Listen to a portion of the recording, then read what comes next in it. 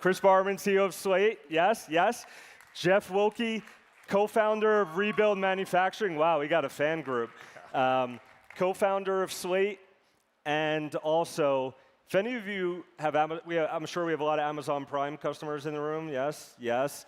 Thank you. Jeff was global consumer CEO of Amazon and many other things, and helped get Prime, really leading mind to get Prime off the ground. So Jeff Wilke, thanks for joining me, both of you. Did anyone reserve the Slate Auto after spending some time up there? We got 2 thumbs up in the back. You planted that guy? No. Another one. Have a, okay. Any more? No? I'm talking to my wife about it tonight. What's the #1 sell I should tell her? Could stick kids in the front? Customization, affordability. It's cool. It is pretty cool. We're going to get there. Jeff, I do want to start with you for a second. I know in my years talking to you at Amazon, you felt very passionately about trying to bring manufacturing in many ways back to the US. And we'll talk about your connection to Slate. But since you've left Amazon, what have you been doing to try to rebuild manufacturing in the US? Thanks, Jason, and thanks for having us here. It's an honor. I think the last few years, especially COVID and some of the political conflicts, geopolitical conflicts we've seen, have brought into high relief the risks that we as a nation undertook by outsourcing and offshoring so much over the last 30 years. So this company that we founded, Rebuild Manufacturing, we believe that the US should be producing the next generation of important products right here at home. And we built the company to help accelerate that progress. We think that a strong, thriving democracy depends critically on an industrial economy. I don't think you can have a services-only base, in part because of the value that manufacturing creates, but also because the capital investment and the jobs that are created are like concentrated in communities around the country. And those communities depend on those plants for years and decades. It's a super valuable, very stable way to spread wealth and value. And to be clear, this was pre this administration as well. Yeah, so we started Rebuild 4 years ago, based on this notion that we could contribute in some way to helping to revitalize these businesses and build more plants. As you know, I grew up in Pittsburgh. I watched the steel mills rust, and I watched all the families. And communities that were horribly impacted by our investment decisions. And at Rebuild, we just committed to helping to invest in a different way so that we could start to build plants again and revitalize some of these communities.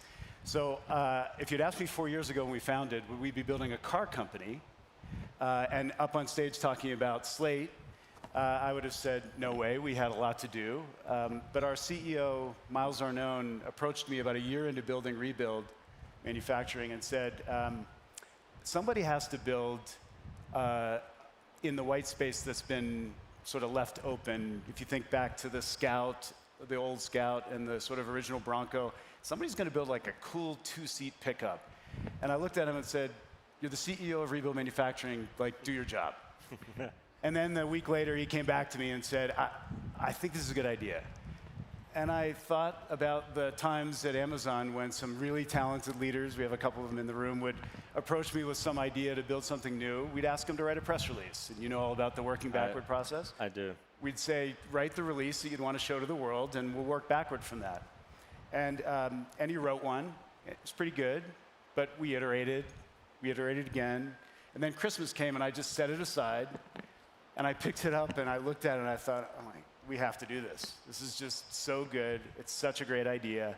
And we hired a CEO, Chris Barman, and a year later, we spun it out. So Chris, why don't you explain, I'm curious, when you heard the idea the first time, what was your reaction? Yeah, so I read it the first time. So part of the interview process was I was provided the PR FAQ, and I read it, and the first time I read it, I was like, this is freaking nuts. Like, to do something like this is completely crazy. Oh, and by the way, the first model number that Chris proposed was FN1. Ah. Yeah. Yep, I get that. So internally we refer to the vehicle internally as FN, going back to, freaking nuts. It's a crazy idea. So read through, and at first, really thought there were like more challenges to overcome than success, and set it aside.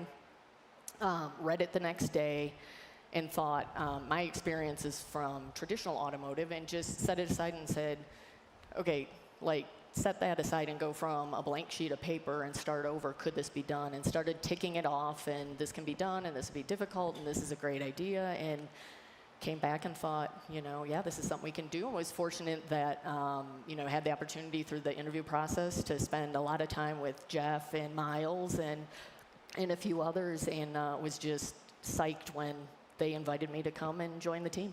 So let's sort of set the stage. What is the vision for Slate? What are you doing differently? And let's talk about that price point a little bit. Yeah, America deserves a affordable vehicle that people are going to love. And that's one of the things that we've seen with the design that we've brought to market is people just really love it. They'll accessorize it, and the fact that it's an EV and the fact that it's affordable is almost like second iterations of their decision process in that, because they just fall in love with the truck. Jason, one of the things that all startups that are capital intensive go through is this sort of product market fit. Are people going to love it? And then scaling. I felt like we could do scaling. I was actually more worried about, are people going to love this vehicle? And the best part about Reveal in April was all the people that wrote, this is cool, and I could afford it, as opposed to the other way around. And so the idea for those who weren't able to check it out, and you can correct me when I get something wrong, is, it is in many ways a blank slate, hence the name, right? Manual windows. You don't have a big old screen to control media. You can bring your own phone or tablet, and then you customize, right, from a marketplace of accessories. Is that? That is correct. Am I like 90% correct? I'll add a little bit more. So when we build the vehicle, every one we build is exactly the same. So we call it the blank slate. They're all built in the configuration of the truck. They'll all come in a slate gray color, but up front it was designed for accessorization. As mentioned, it does not have a radio. You can bring your phone in, it'll have a phone mount, or we have an accessory rail on the lower part of the instrument panel where if you want to bring in a tablet, you can bring in a tablet. So you can have a much bigger screen that you can interface with. We upfront designed the vehicle to be wrapped because So no paint choice. No paint choice. Okay. And that was by design, and it was part of the original PRFAQ. And this was part of when I was like, my mind was blown a little bit by the original PRFAQ was, so the panels are injection molded composite. And what that means from a capital perspective to bring the business to market is we don't have to have a stamping operation because it's not sheet metal for the panels. And we don't have to have a paint shop, which is not only extremely expensive, it's about $400 to $500 million to invest in a paint shop, but then the ongoing operational is also That's just the startup cost? That's just the startup to get it going. And so this great idea that was in the PRFAQ is use the composite panels, injection mold them, and put a wrap on them. And what's been really great is from the very beginning, we've brought in a leading wrap supplier to work with us and advise us on what hardware should we select for door panels and how should we think about the headlamps and the tail lamps so that you don't have to remove any hardware from the vehicle to wrap it. And then we've molded in features that allow you to break up the panels to make them into kits. So that ultimately we want the kit to be DIY. So if you want to do it yourself, you can wrap your own car. With a hairdryer, right? You don't have to. Like, we want to get it to the point How where you hard can is just this? do it. I'm very curious about the DIY nature of it and cost and how many people out there are willing to do DIY their car. I know you saw strong reservation numbers earlier. I think over 100,000 people have reserved their slate. But how do you think about the market for people that are willing to customize? And then how much service are you or not providing as you set out to launch next year? Yeah, so there will be a spectrum of people who want to customize their vehicle, and what we'll offer for them is Slate University or Slate U, where they can go and understand how to do DIY. So you can do everything as simple from... That's video, I'm sorry, that's online video? It'll be online video where we have, video that'll take you through how do you install a feature or an accessory. So it can be, a simple one that you want to put a bracket for a Bluetooth pill speaker on that lower instrument rail, and how do you install that? And we would say that that's like 1 wrench of difficulty. And then you can go up to 4 wrenches of difficulty, which is, hey, let's make it an SUV. So you can turn that 2-passenger truck into a 5-passenger SUV, and we have a kit where we'll have all the instructions that people can install it themselves. Can you give me an approximate, like, what would that cost? Like that, turning it from Slate into an SUV? Yeah, it'll be in the range of about $5,000 to take it from a 2-passenger to 5-passenger. And that, what does that offer? It offers a roll bar with airbags, because we want to make sure that we meet the NCAP New Car Assessment Program 5-star and Insurance Institute for Highway Safety top safety pick. And so then once you put that in, that allows you to install the seat, because we want to make sure that you can never install the seat without having a roll bar in the vehicle. And then you put a cap on the vehicle, and we have 2 different styles. We have one that's a fastback and one that's a squareback. You were looking at a very not handy guy, and so this is, I'm sweating a little bit anyway, but this is making me sweat a little bit. Is it easier than it sounds? Or is this something, if you're turning into SUV, like you're going to pay you or your partners to make that conversion? I think somebody with reasonable skills can do it. We designed, and the team, when they designed it, what I love that the engineering team did, and they were very thoughtful about this, is the image that they had in mind was a father with his 16-year-old daughter doing this in their driveway, and it's the vehicle that they bought for her first vehicle. And so everything was designed such that a petite female can install every one of the parts into the vehicle. We're going to come for questions. I'm sure we'll have some, so get them ready, and I'll be back in a second. You have not launched yet. The plan is to start building them in the U.S. next year. Is that correct? That is correct. And then first ones delivered to customers when? End of next year. Okay, and the price? Mid-20s. Mid-20s. And how does the EV tax credit going away, seems like not great timing. How does that affect your plans on pricing? Yeah, it's opened up some opportunity for us to go in and resurvey the market, and what we see. What do you mean by that? Well, looking at, there's a confluence of things that have been happening in the market. With this opening it up, we were very focused on making sure that we could offer the $7,500 rebate to our customers, which required, certain mineral requirements that would go into it, and manufacturing location. And now what we've done is we've stepped back and surveyed multiple battery suppliers, and what we're seeing is there are others in the industry that are pulling back as well on their EV launch plans, so it's opening up capacity. So we're going out and seeing, taking a survey on what's there and seeing what we can do to look at pricing. Lemonade out of lemons? I said lemonade out of lemons, or no? I think there are these moments when you have cyclical capital investment where everybody is afraid something's changed in the incentive structure, and people start to pull back, and sometimes that's the best opportunity to courageously deploy capital. Do we have any questions here? Just tell us who you are and who with. Jonathan Rivers, I'm with AMC Networks. So I'm a truck guy. And how do you compete against the halo vehicles like the Raptor and the T-Rex?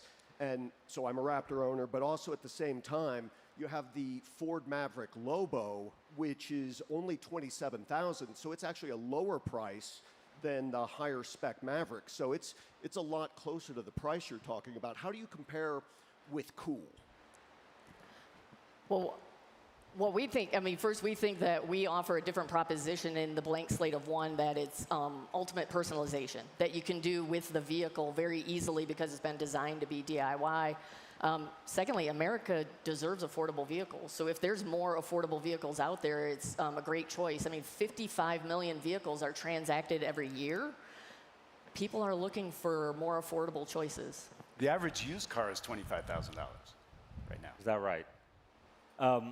We haven't talked about charging at all, and how far you can go with this thing. What's the strategy there, and what are sort of how are you envisioning this being used in someone's daily life?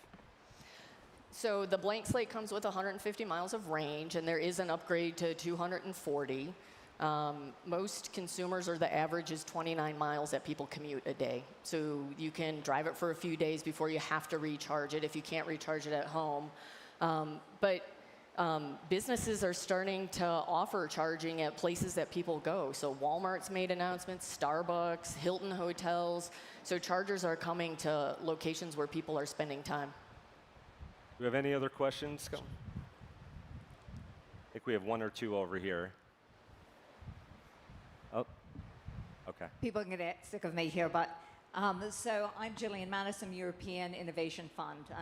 We're the investment fund for Europe. We're doing a lot. This is specifically for you, Jeff. And I followed you when you were at Amazon, so I'm a big groupie.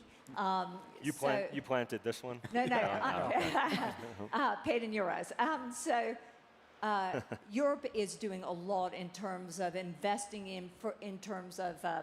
in manufacturing plants that have shut down. They're trying to refurbish, such as a Nike plant in Germany that's now a drone factory, and this is really pervasive all over Europe.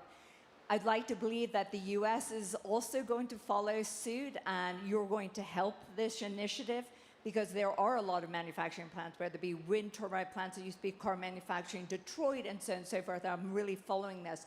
I think what you're doing is critical, especially when we're trying to bring manufacturing back to the US, and just a long lead time in terms of building the manufacturing plants. How are you going to help? How are you going to lead this? And I'm so glad that you are. Oh, thank you. So first thing, I'm delighted that this is happening in Western Europe. I think it's just as important there for stable democracies as it is here. I've got a lot of friends who are involved in this resurgence, and many of them have asked me, would you share learnings along the way as rebuild manufacturing assembles capability? And the capabilities, the competence we've tried to build are really good teams of engineers that can do process design and also design things like a car. And then the ability to produce subcomponents all the way through a finished product like an automobile. And we think as we scale this, we already have about 1,200 people. As we scale over time, we'll learn some things or relearn some things that we've forgotten in the US and Western Europe. And we are happy to share them with our friends across the ocean. I think we have another question here. Hi, my name is Kelly Soderlund. I am head of insights at Samsara. And Jason, you touched on this a little bit, but I'm thinking that when you're talking about DIY, like the first thing that comes to my mind is a market. It's going to create a marketplace, right, for third-party people to come in and be experts at I don't know what you would call it, but DIYing the Slate trucks, customizing them for people. So how are you guys thinking about that? Is that something that you're looking to monetize, create a moat around, or is that something that you're opening it up to third-party providers? Great question. Thank you. This is a great question. Yeah, we'll be opening it up to third parties. So there are some accessories that we will own and do. As I mentioned, the SUV kit. It's so safety related, it's integrated. There's others that we will do, but we do want to open it up to third parties. And have a maker market. So we talk about that there's the Slate maker, and on that maker market, we do want people to come and provide, whatever accessory they've designed or have provided. We'll offer, as we go to launch, we'll offer a builder's book, so that where we've designed in the accessory points, independent parties know that and then can design around that for whatever accessory they would like to offer. We kind of think of them like APIs in software. So we just publish them, and then people can build right on top of what we've already built. Yeah. And so where I thought you were going to go was such as the Amazon Marketplace. There was the 1P, the inventory you own and provide yourself, and then marketplace of sellers on top of that. It will be similar. It will be similar. Okay. Any other questions? Otherwise, I have a couple more. There have been not exact attempts at this, but attempts on many attempts on low-cost vehicles taking different approaches. I'm curious which one or two factors you have honed in on as being the differentiators that will be the reason why Slate works where many others before have not. We'll just go back and forth. It's like a speed round. I feel like Chris wants Jeff on this one. I think one for me is we've been relentless about it, like being in the bricks for us to really be cost conscious about what we're doing. And when I say that, I should say it's really value. Like, we want to make sure that the customer gets good value in the vehicle, but when we do that, we think about cost. So it's not like we're driving it down to the lowest common denominator of this is the cheapest way to do it, so that's the way we should do it. We want to offer value. Like, a quick example of that is the least expensive thing that we could do is a bladed key to get in and out of the vehicle, but a lot of people just wouldn't feel secure at night. Like, if I have to walk up and it's dark out and I have to put a key in order to open the vehicle, it's just not comforting. So we opted to do a key fob, so it'll be from remote, that you can unlock the vehicle, the lights come on, you make sure that it's safe and secure, and through that we can do a secured ignition code to help minimize theft of the vehicle. So we're doing those trade-offs all the time. We want to make sure that we add good value, but it's really in the bricks with the team of challenging of what can we do to make sure we're offering good value at the lowest cost. I think Chris has done a great job of building a fast, frugal, and scrappy culture, which is super important, as opposed to starting with a really expensive vehicle and going down, which is very hard to do. This company's been purpose-built to have low unit costs. There's only 600 parts, right? Only 600 parts, correct. Versus 4,000 or so for a normal assembly operation. One SKU, so it's a super simple manufacturing plant. And we talked before about the press release, the kind of working backward document. Yep. We use that as a Bible, basically, for not only the design of the vehicle, but making sure that we hew to the cost improvements that were just built into the design. And every time someone drifted away from that document, Chris was really good at putting it in front of them, having them read it, and say, we got two options. Your idea is so good that we should actually revise the press release, or stop doing what you're doing. We're going to stay the course. Will we have any of those diversions into something better before launch, or do you think we're pretty locked in? Yeah. Well, so you all push for air conditioning. We had a big battle over whether or not the car should have air conditioning. So it does have air conditioning. It is going to be there. Yeah. All right. Yep. Well, I have 1,000 more questions, but we'll have to do this another time. Thank you so much, Jeff and Chris.